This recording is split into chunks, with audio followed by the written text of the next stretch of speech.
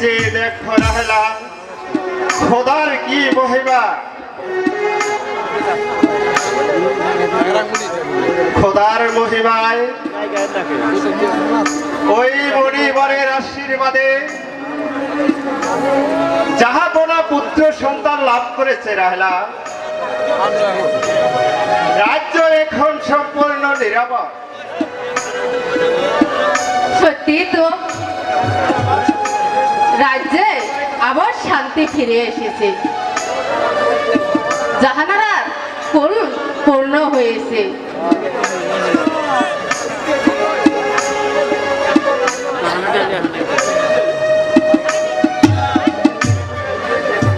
কিন্তু এদিকে যে আপনি অন্ধ হয়ে বসে আছেন। অন্ধ? আমি আবার কিসের অন্ধ হলাম রাহেলা? তোমার কথা যে আমি কিছুই বুঝতে পারছি না রাহেলা। তা পারবেন কেন? মা রূপা যে দেখতে দেখতে বিয়ের উপযুক্ত হয়েছে, তাকে দেখে শুনে বিয়ে দিতে হবে না? ঠিক বলেছ রাহেলা, ঠিক বলেছ। মাতৃহীনা মা আমার দিন রাত বসে বসে কি যেন ভাবছে।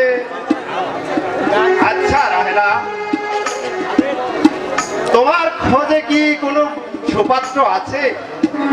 বাহ, খুব চমৎকার কথা। আমি পাত্র খুঁজবো আর আপনি ঘরে বসে থাকবেন, তাই না?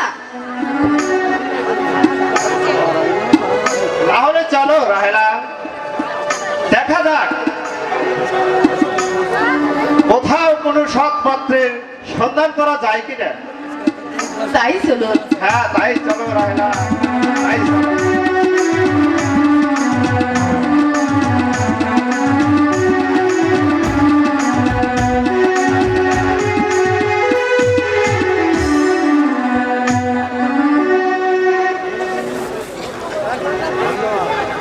বন্দিগি জাহাপনা, বন্দিগি জাহাপনা। শোনাও উজির, আমি ওই বহুতে সৈন্য স্বতন্ত্র করেছি, কিন্তু কোথায় যে 12 বছরের কন্যা সন্তান করতে পারলাম না।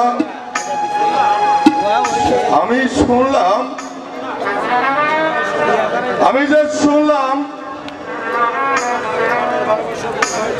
তোমার কন্যা মারুপানের 12 বছর পূর্ণ হয়েছে। তাছাড়া মারুপানের রূপে গুণে খুব ভালো এবং চরিত্রবান। তাকে যদি আমার রহিমের সঙ্গে দিতে, তাহলে আমি আর বেগম খুব খুশি হলাম।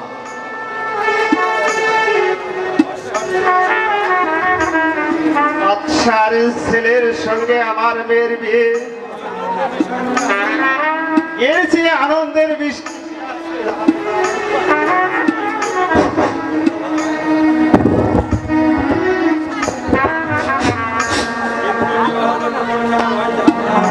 কিন্তু বিবাহ যে কোনো পুতুল খেলা নয় জাহাপনা।